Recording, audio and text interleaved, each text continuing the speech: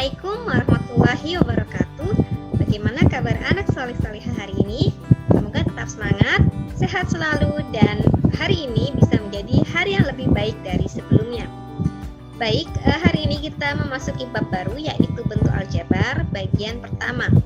Adapun submateri yang akan kita bahas adalah terkait dengan bentuk aljabar, suku-suku sejenis, dan penyederhanaan bentuk aljabar. Tujuan pembelajaran diharapkan kalian mampu menjelaskan bentuk aljabar, menentukan suku-suku sejenis, dan menyederhanakan bentuk aljabar. Oke, sebelum kita lanjut, jawablah pertanyaan berikut. Ya, jika kalian beli 2 buah jeruk dengan harga 4.000, lalu berapakah harga 1 buah jeruk? Kemudian, kalau tadi 2 jeruk yang tadi sudah dibeli, kemudian ditambah dengan 1 apel, harganya menjadi 7.000, berapakah harga apel yang dibeli? Apa? Bisa dijawab? Ya. Mengapa kalian dapat menentukan harga dari jeruk dan apel? Bagaimana caranya? Ya, kalau kita analogikan atau kita misalkan ya, nilai sebuah jeruk itu dengan simbol J, ya, kemudian harga 2 jeruk itu adalah 4.000, maka ini bisa ditulis dalam bentuk kalimat matematika, itu adalah 2J sama dengan 4.000 ya, karena J-nya adalah simbol dari jeruk. Nah, sehingga harga 1 jeruk atau J itu adalah 4.000 dibagi 2 ya, sama dengan 2.000. Nah, kalau tadi sudah ketemu bahwa 2 jeruk itu harga 4.000, kemudian 2J, 2 jeruk itu ditambah dengan 1 apel ya, misalnya tadi maka harga 1 apel itu adalah ya harga 7.000 tadi dikurangi harga 2 jeruk ya. Harga 7.000 dikurangi 2 jeruk, maka hasilnya menjadi 7.000 dikurangi 4.000 yaitu 3.000. Ya, sehingga harga apel adalah 3.000. Jadi pahami sampai sini? Nah, penghitungan menggunakan analogi tersebut disebut dengan bentuk aljabar ya. Jadi ada J untuk mengumpamakan itu adalah jeruk, yaitu merupakan bentuk dari aljabar. Nah, aljabar sendiri ditemukan oleh seorang muslim polimet ya. Jadi banyak keahlian, ahli matematika, kemudian astronomi ya, kemudian geografi yang bernama Muhammad bin Musa al-Khwarizmi ya, pada abad ke-8 Masehi. Nah, Al-Khwarizmi sendiri berasal dari Persia, dan kemudian di dalam aljabar itu terdapat unsur-unsur aljabar yang harus kalian pahami, yaitu ada koefisien, variabel, dan konstanta. Kalau tadi kita kembali ke kasus jeruk ya, misalnya 2 jeruk atau 2J itu sama dengan 4.000, maka angka 2 itu merupakan koefisien dari J ya, dimana J itu adalah variabel. Jadi variabel itu adalah simbol ya dari analogi yang diumpamakan. Tadi misalnya jeruk simbolnya diumpamakan dengan J, maka J ini adalah disebut dengan variabel. Jadi variabel itu kaitannya dengan huruf ya, huruf yang menjadi analogi ya, jadi huruf. Sedangkan koefisien itu adalah angka yang ada atau bilangan ya, jumlah bilangan dari variabel tersebut. Misal tadi 2 jeruk, berarti 2 ini adalah disebut koefisien. Jadi dia bersamaan dengan variabel ya. Nanti kalau diganti 3 jeruk, berarti koefisiennya berganti menjadi 3 ya, karena 3J ya, berarti koefisien adalah 3.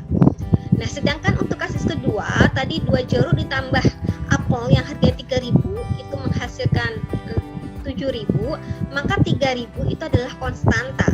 Jadi konstanta ini adalah sebuah bilangan mandiri yang dia tidak ada kaitannya dengan variabel ya. Jadi bukan 3.000x tidak, tetapi dia 3.000 saja. Jadi angka atau bilangan tertentu yang ada di dalam sebuah urutan bentuk aljabar itu disebut konstanta. Bisa dipahami? Oke. Untuk lebih lanjut, di sini ada suku-suku sejenis dalam bentuk aljabar. Jadi sejenis ini adalah yang sama ya. Contohnya tadi adalah nanti kita lihat di sini ada 2J plus J plus 3.000. Tetapi kita sebelumnya memahami dulu apa itu suku, berapa banyak suku yang terdapat dalam setiap bentuk aljabar. Nah, kalau kita lihat dalam bentuk aljabar 2J ditambah 3.000 ya, maka akan bisa dilihat 2J ditambah 3.000.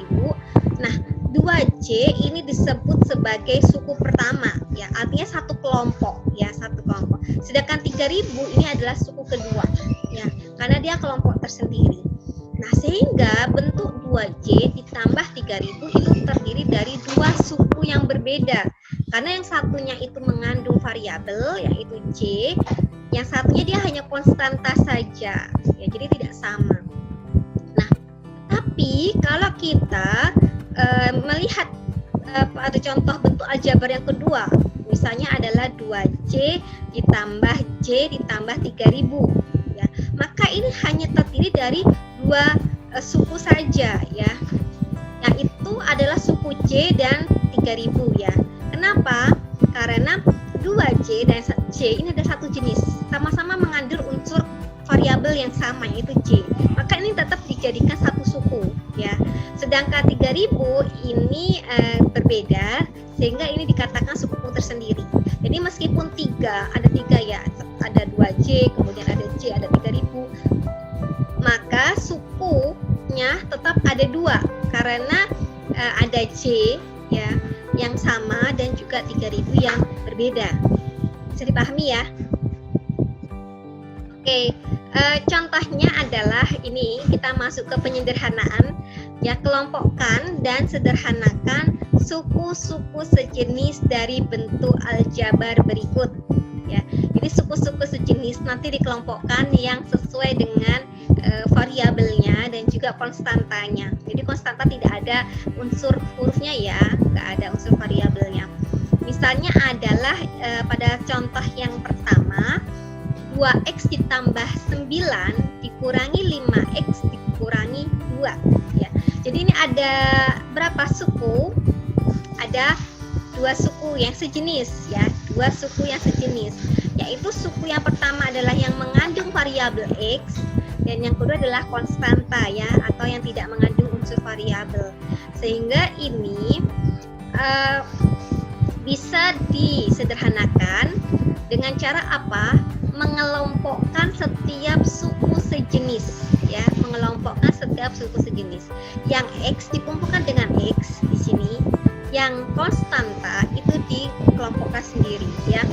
Jadi 4x dikurangi 5x ya. Jadi kalau kalian punya 4 uang 4.000, kemudian belanja kalian 5.000, nah maka ini kan punya hutang. Hutang itu adalah negatif ya. 4x dikurangi 5x ini adalah negatif x atau negatif 1x ya. Sedangkan 9 dikurangi 2, 9 dikurangi 2 ini adalah 7. Sehingga bentuk sederhana dari 4x ditambah 9 dikurangi 5x dikurangi 2 ini adalah min 1x ditambah 7. Bisa dipahami? Oke, kita cari contoh yang lain. Contoh yang lain adalah sederhanakan bentuk aljabar ini. Nah, ini ada banyak bentuk. Berapa kira-kira suku sejenisnya?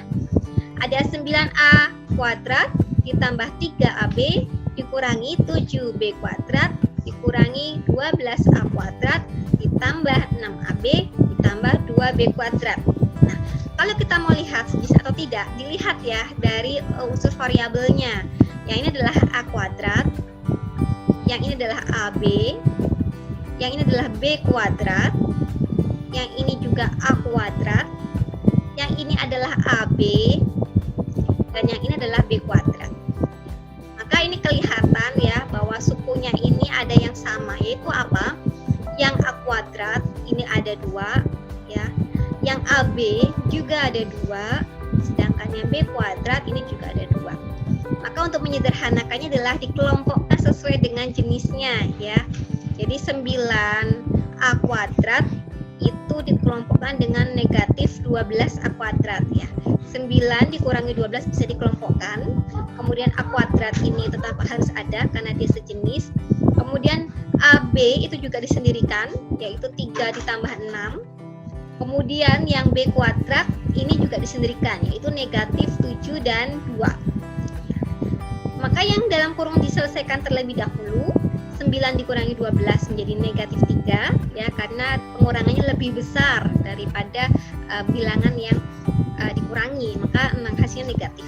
Negatif 3, tadi variabel adalah a kuadrat, kemudian 3 ditambah 6 itu 9, dengan variabelnya adalah AB, dan yang terakhir adalah negatif 7 ditambah 2.